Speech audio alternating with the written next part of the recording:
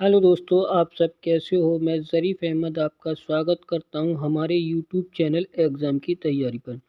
देखिए दोस्तों, हम आपको हाई स्कूल की साइंस पढ़ाने जा रहे हैं और इसमें सबसे पहले आपको केमिस्ट्री पढ़ाएंगे और केमिस्ट्री में आपका जो पहला चैप्टर है वो है रासायनिक अभिक्रियाएं एवं समीकरण। तो इसमें आज हम आपको दो टॉपिक क्लियर कराएंगे, अभिकारक और उत्पाद।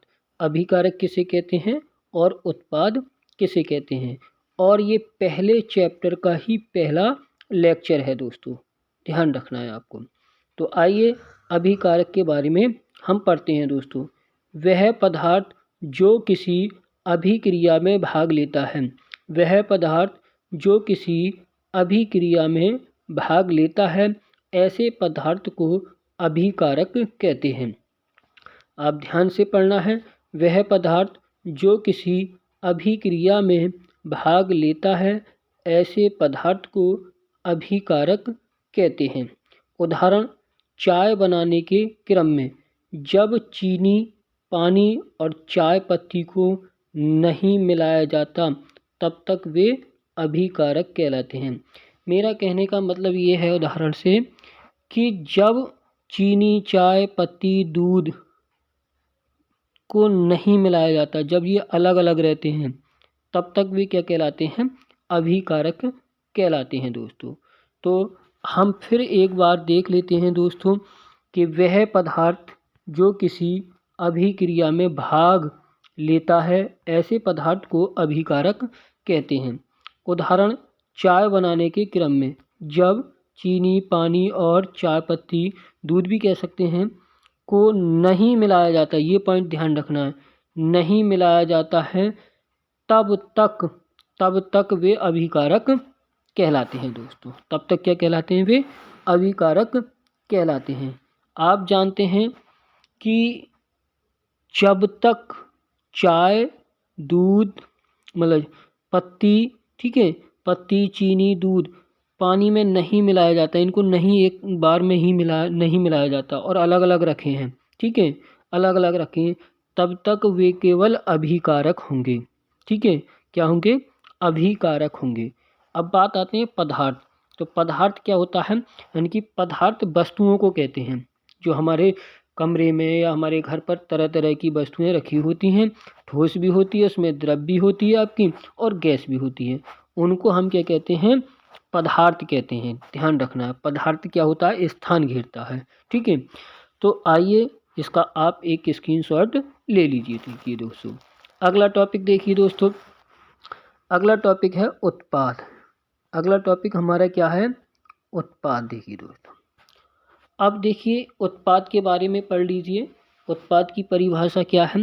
वह पदार्थ जो किसी अभिक्रिया के बाद निर्मित होता है, यानी कि वह पदार्थ जो किसी अभिक्रिया के बाद निर्मित होता है, ऐसे पदार्थ को उत्पाद कहते हैं।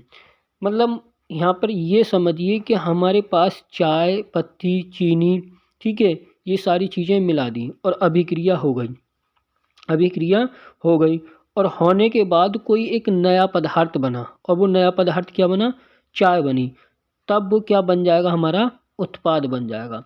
ठीक है, तो उत्पाद की परिभाषा क्या है? वह पदार्थ जो किसी अभिक्रिया के बाद निर्मित होता है, ऐसे पदार्थ को क्या कहते हैं? उत्पाद कहते हैं दोस्तों। उदाहरण, चाय बनाने के क्रम में, वही उदाहरण है, इसका उल्टा करना है। जब चीनी, पानी और चाय पत्ती को मिलाकर जब अभिक्रिया संपन्न हो जाती है तो चाय उत्पाद के रूप में निर्मित होती है। तो हमें चाय क्या मिलती है? उत्पाद के रूप में निर्मित होती है दोस्तों। एक बार इसकी परिभाषा पे और गौर देंगे दोस्तों।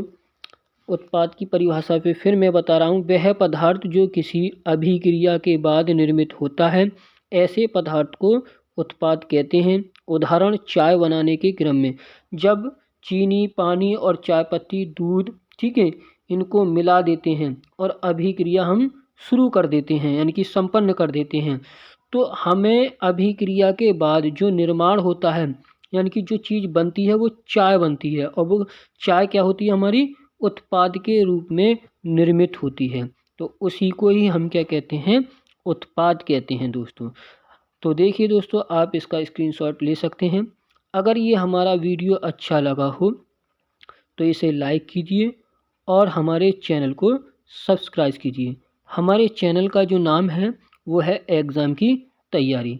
इसमें 10th क्लास की साइंस में आपको पढ़ाऊँगा इस चैनल के माध्यम से।